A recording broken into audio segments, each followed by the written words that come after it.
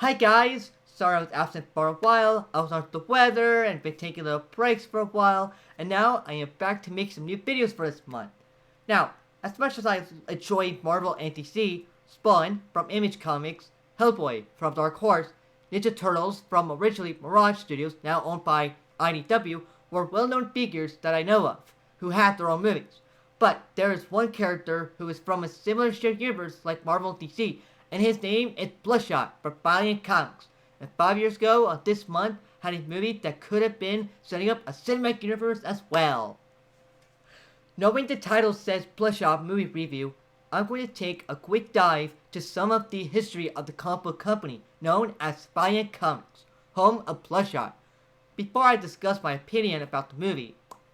Okay, so all the way back in 1989, former Marvel Comics editor-in-chief Jim Shooter, along with lawyer and businessman named Steven, established the company known as Forage Communication with the Valiant Publishing imprint on it.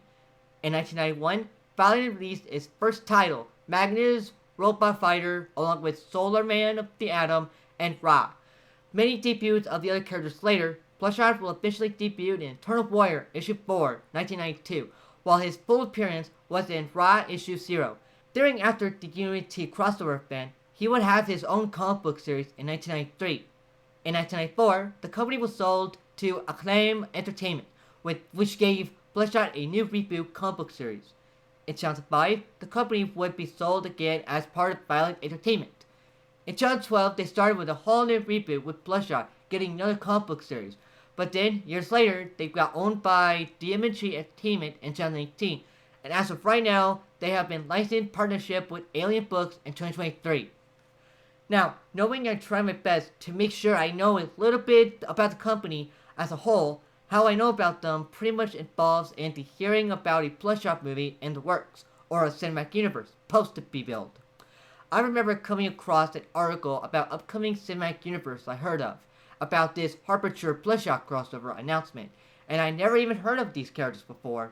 So when I saw the movie trailer, there was a time when I noticed that the Valiant universe is very small, with less characters, less titles, and even comicsology was an app at that time when I read some of their comics for free. If you have a limited account from your Amazon account, now in the days you have to read them in the Kindle app. Anyway, when I saw the movie, I was somewhat disappointed about it because it feels like something was missing from this movie, and I'm hardly a big Valiant comic book fan. I think I got started reading around 2019, reading a couple of volumes of Bloodshot from the Hoopla app and Comicsology. So what happened with this movie? Well, I do like the actor performance, and the action was great at all, but I think it may have to do with what it's supposed to deliver, which was setting up a Valiant crossover I heard about. So getting this from the Bloodshot movie Wikipedia page about the development of the movie, in March 2015, it was announced that Columbia Pictures had acquired the film rights to the Valiant Comics character known as Bloodshot, which would be produced by Original Film and Valiant Entertainment. In April 2015, they announced a 5-picture deal to bring in Valiant Comics superheroes to the big screen, including Bloodshot. Intended to be the launch of a new shared cinematic universe of Valiant Comics superheroes, Bloodshot was convinced to be followed by a sequel, 2 films based on the comic book series, Harbinger, and then a crossover film titled Harbinger Wars. That movie did not show any of that. It almost feels like a standalone movie with no world building.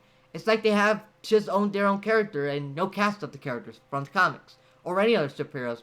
This film just has original characters alongside Bloodshot, the company called Rising Spirit, and somewhat of his arch nemesis, who's not really the big bad, who's killed off anyway, named Axe.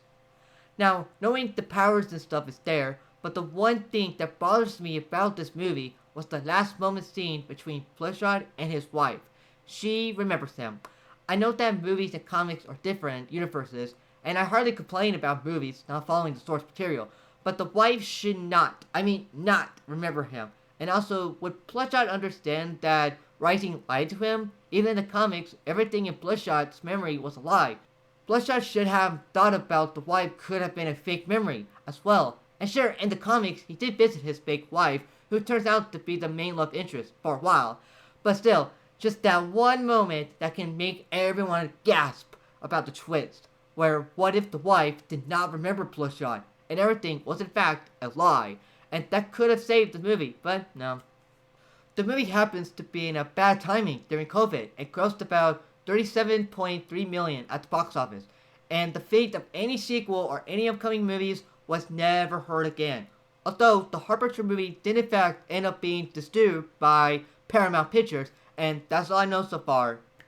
Oh, another thing that could have saved this movie would have been at least some references or character debuts or even name drops. Could have been cool to see. Like, what if one of the Rising Spirit Ancients was an alien in disguise called the Bind, who are the enemy of Exo Manowar, plus a hint at a Unity team build-up movie.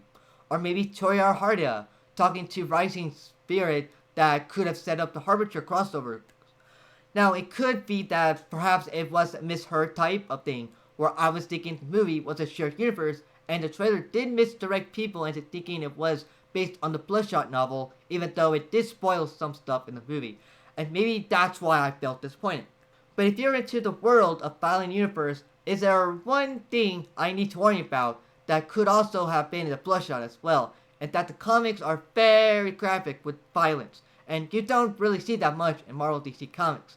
It's kind of like the Boy comics and the Invisible that I never read, but I am aware of these type of gory violences, and the movie could have been rated R as well. Even though the movie was okay, there's one speaking cool series, man, I remember watching on YouTube that blew my mind and wishing the Bloodshot film was like that. And that then series was called Ninja vs. the Valiant Universe.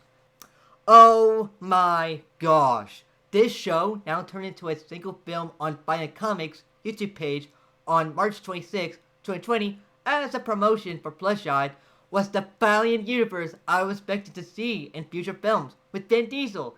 And boy oh boy, did the people who made this film put some great lore in this movie. And the Bloodshot actor was played by the Gone Too Soon legend Green Ranger Jason David Frank. Heck, it wasn't even rated R. And that would do it for this video. Thanks for watching and see you guys next time. Bye! If you enjoyed this video, please subscribe, share, like, and hit the notification bell, and check out other videos in my channel as well. See you guys next time. Bye!